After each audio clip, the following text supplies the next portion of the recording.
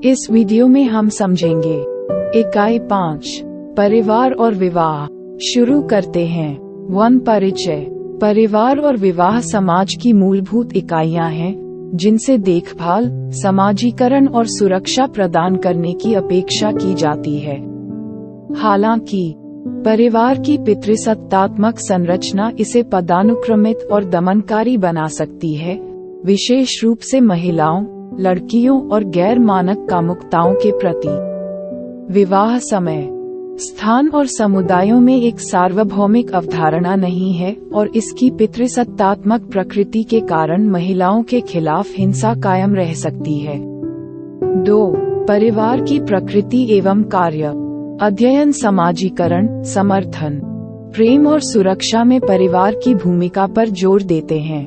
परिवार को अक्सर एक समतावादी स्थान के रूप में देखा जाता है जहां सभी सदस्यों को समान माना जाता है। कार्यात्मकता सिद्धांत सुझाव देता है कि परिवार समाज की कार्यात्मक आवश्यकताओं को पूरा करता है और संतुलन बनाए रखता है। परिवार के भीतर लैंगिक भूमिकाएं और शक्ति की गतिशीलता महिलाओं की अधीनता में योगदान करती है। 3 नारीवादी परिप्रेक्ष्य। मुख्यधारा के अध्ययन परिवार को सौहार्दपूर्ण बताते हैं, लेकिन नारीवादी इस दृष्टिकोण की आलोचना करते हैं। महिलाओं के अनुभवों पर प्रकाश डालते हैं। उदारवादी नारीवाद लिंग भूमिका समाजीकरण पर जोर देता है और महिलाओं के समान अवसरों की वकालत करता है। समाजवादी नारीवादी महिलाओं की अधीनता को संपत्ति के स्वामित्व से जोड़ते हैं और पूंजीवाद को चुनौती देते हैं।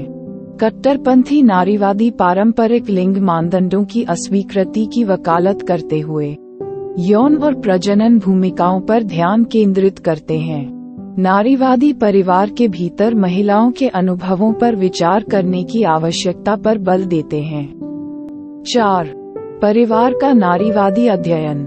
नारीवादी विद्वत्ता परिवारों में महिलाओं के अनुभवों और समाजशास्त्रीय ज्ञान के बीच अंतर को उजागर करती है। मुख्यधारा के अध्ययनों ने अक्सर पारिवारिक संरचनाओं और रिश्तेदारी प्रथाओं की विविधता को नजरअंदाज कर दिया। परिवारों के भीतर लिंग समाजीकरण पारंपरिक भूमिकाओं और श्रम विभाजन को मजबूत करता है। नारीवादी परिवारों के भीतर होने वाले जाति आधारित भेदभाव, हिंसा और संसाधनों तक असमान पहुंच की आलोचना करते हैं। 5 घरेलू हिंसा। परिवार को एक सुरक्षित स्वर्ग मानने की धारणा को कमजोर करना। घरेलू हिंसा के विभिन्न रूप जैसे कन्या भ्रूण हत्या, संसाधनों तक असमान पहुंच, बाल शोषण, यौन उत्पीड़न, वृद्ध व्यक्तियों के खिलाफ हिंसा और LGBTQ व्यक्तियों के खिलाफ भेदभाव, जाति की सीमाओं को बनाए रखने, पारिवारिक सम्मान की रक्षा करने और महिला कामुकता को नियंत्रित करने में परिवार की भूमिका पर चर्चा की गई है। 6 विवाह की परिभाषा एवं अर्थ। विवाह पारंपरिक रूप से एक वयस्क पुरुष और महिला के बीच एक सामाजिक रूप से मान्यता प्राप्त मिलन है। कई समाजों में समान लिंग विवाह आमतौर पर वर्जित और अवैध है। विवाह साहचर्य और प्रजनन सहित विभिन्न उद्देश्यों की पूर्ति कर सकता है।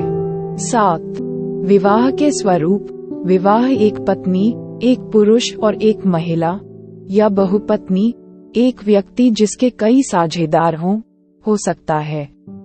अंतर्विवाह में एक ही सामाजिक समूह के भीतर विवाह करना शामिल है और बहिर्विवाह में किसी के समूह के बाहर विवाह करना शामिल है। गोत्र बहिर्विवाह, ग्राम बहिर्विवाह और अन्य रूपों का अभ्यास किया जाता है। 8 विवाह पर नारीवादी सिद्धांत। नारीवादी सिद्धांत विवाह में महिलाओं के श्रम के असमान विभाजन और इससे पैदा होने वाली आर्थिक निर्भरता पर प्रकाश डालते हैं।